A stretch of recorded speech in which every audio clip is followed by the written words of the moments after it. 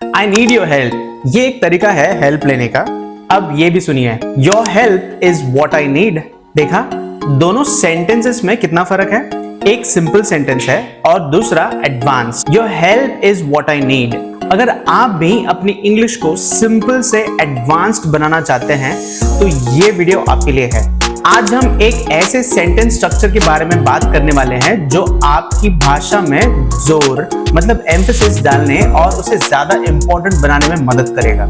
हमारा आज का टॉपिक है इन्वर्टेड सूडो क्लेफ्ट सेंटेंसेस। नाम सुनकर घबराइए मत, ये बहुत ही आसान और मजेदार है। सूडो क्लेफ्ट सेंटेंसेस क्या होता है? तो इन्वर्टेड यानी उल्टे वाले को समझने से पहले हमें सीधे वाले को समझना होगा, जिसे हम सूडो क्लेफ्ट या WH क्लेफ्ट सेंटेंस कहते हैं। ये वो सेंटेंसेस होते हैं जो व्हाट, वेयर, व्हाई, हाउ जैसे WH शब्दों से शुरू होते हैं ताकि किसी खास जानकारी पर ध्यान खींचा जा सके। जैसे अगर आपको कहना है कि मुझे एक कप कॉफी चाहिए तो आप कह सकते हैं I need a cup of coffee.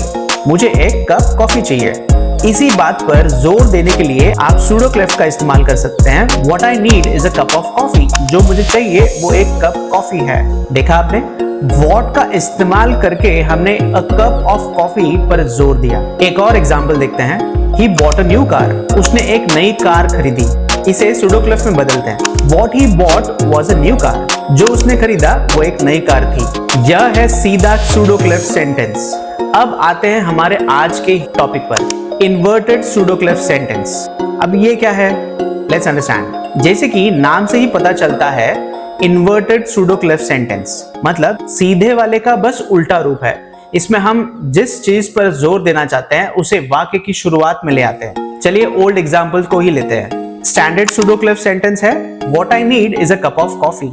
Inverted pseudo cleft है a cup of coffee is what I need. देखा कितना आसान है। हमने बस दोनों हिस्सों की जगह बदल दी। Standard pseudo cleft what he bought was a new car. Inverted pseudo cleft a new car is what he bought. इसका स्ट्रक्चर बहुत सिंपल है। जिस जानकारी पर जोर देना है प्लस इज या वाज प्लस WH क्लॉज। यह स्ट्रक्चर नेटिव स्पीकर्स द्वारा बहुत ज्यादा इस्तेमाल किया जाता है, खासकर बातचीत में।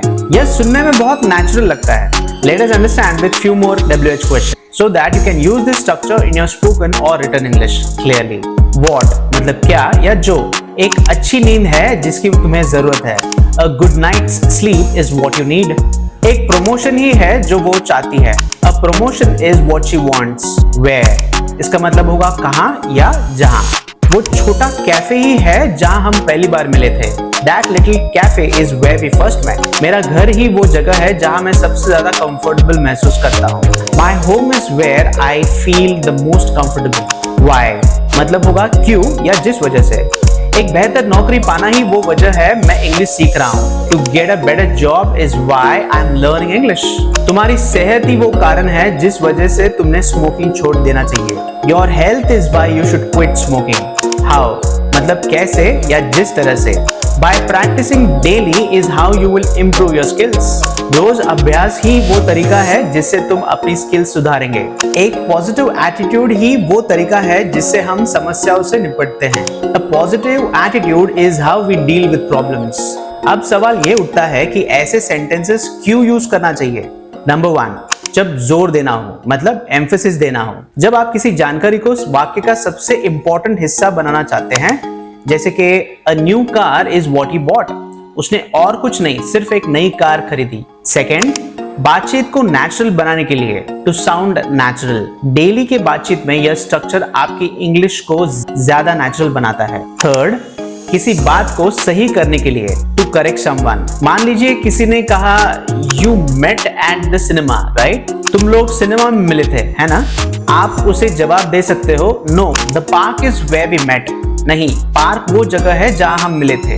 तो दोस्तों आज हमने सीखा इन्वर्टेड सूडो क्लेफ्ट सेंटेंसेस के बारे में। तो ये सेंटेंसेस का वो स्ट्रक्चर है जहां हम जरूरी जानकारी को सेंटेंस के शुरू में रखकर उस पर जोर देते हैं। इसका फॉर्मूला याद रखिए, important information plus be form of verb plus WH clause. अब आपकी बारी। इस सीधे वाक्य को इन्वर्टेड सूडो क्लेफ्ट सेंटेंस में बदलने की कोशिश करें और कमेंट्स में लिखिए what I love the most is music.